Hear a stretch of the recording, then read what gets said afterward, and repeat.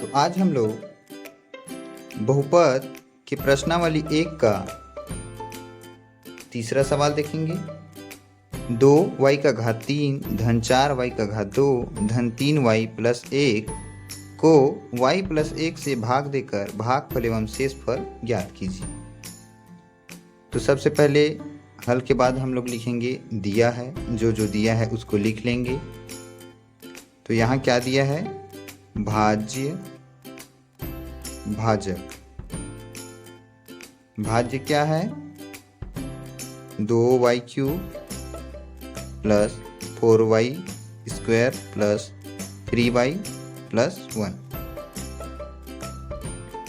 यहाँ मैं कुछ इंग्लिश वर्ड यूज करता हूँ, उसको आपको समझना पड़ेगा। जैसे धन को प्लस और जो घात 3 है उसको क्यूब और जो घात 2 है उसको स्क्वायर बोलता हूँ। भाजक y प्लस 1।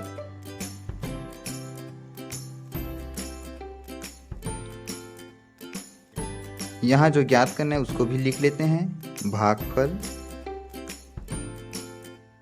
शेषफल। हमें नहीं पता है तो उसमें प्रश्नवाचक चिन्ह लगा लो। तो इतना हो गया।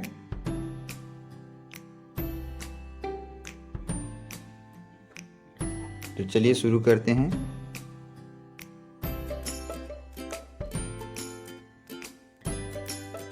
यहाँ भाज्य को लिख देते हैं, भाजक को अंदर में भाज्य को लिख देते हैं। 2y square y³ plus 4y square plus 3y plus 1।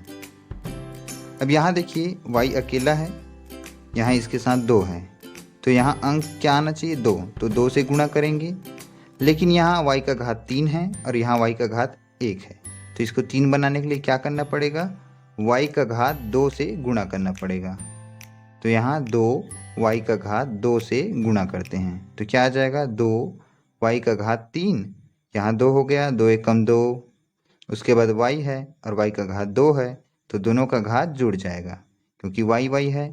तो y का घात 3 धन, उसके बाद 2y स्क्वायर का गुणा किससे करेंगे? 1 से। तो कितना आ जाएगा? 2y square.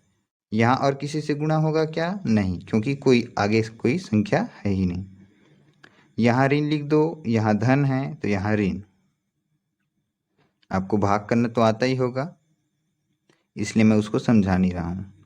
तो यहाँ धन है, यहाँ ऋण है, तो दोनों अलग अलग चिन्ह का है, इसलिए ये कट जाएगा। तो यहाँ धन है तो बड़े का जो चिन्ह रहता है उसको लिखते हैं। तो बड़ा का चिन्ह क्या आ जाएगा? धन, और 4 में 2 गया तो 2y का घात 2 धन, जो ये बचा है उसको ज्यों का त्यों लिख देना है। अब हम लोग देखते हैं, यहाँ जो बचा है उसमें 2y का घात 2 है। यहाँ जो भाजक है उसमें y का घात 1 है। सामने कुछ नहीं है, मतलब 2 आना चाहिए। तो यहाँ हमें क्या करना पड़ेगा? 2y से गुणा करना पड़ेगा, तब इसके बराबर होगा। यहाँ लिखते हैं, यहाँ लिखेंगे हम लोग भागफल में 2y। तो यहाँ क्या आ जाएगा? 2y का घात 2, क्योंकि इससे गुणा होगा। उसके बाद इसका गुणा इससे करेंगे तो 2y। यहाँ ऋण लिखो, धन और ऋण फिर से कट जाएगा। यहाँ ऋण लिखो, बड़ा ये है तो इसका चिन्ह आएगा धन। उसके बाद ये 3 है, ये 2 है, ये भी y, ये भी y, तो घट जाएगा। तो क्या आएगा? y। उसके बाद जो बचा था 1, उसको ज्यों का त्यों लिख देंगे। अब देखो, यहाँ जो शेषफल बचा है वो और यहाँ जो भाजक है वो दोनों समान है। तो क्या करना पड़ेगा? इससे किसका गुणा करेंगे तो ये कटेगा यहाँ नीचे 1 से, क्योंकि एक बार में गुणा करना है तभी उतना आएगा। तो y एकम y प्लस 1 एकम 1। तो यहाँ ऋण का चिन्ह आ जाएगा, यहाँ भी ऋण का चिन्ह, अब दोनों कट जाएगा। तो शेषफल क्या आ जाएगा? 0।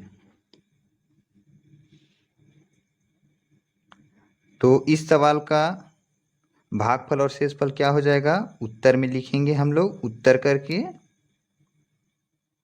2y³ plus 4y² plus 3y plus 1 को y प्लस 1 से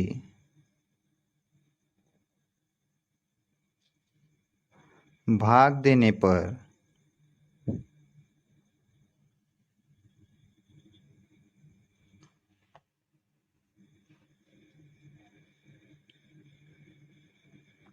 भागफल 2y² प्लस 2y प्लस 1 और शेषफल 0 आता है। तो आज के लिए इतना ही। अब मिलते हैं हमारे अगले वीडियो में।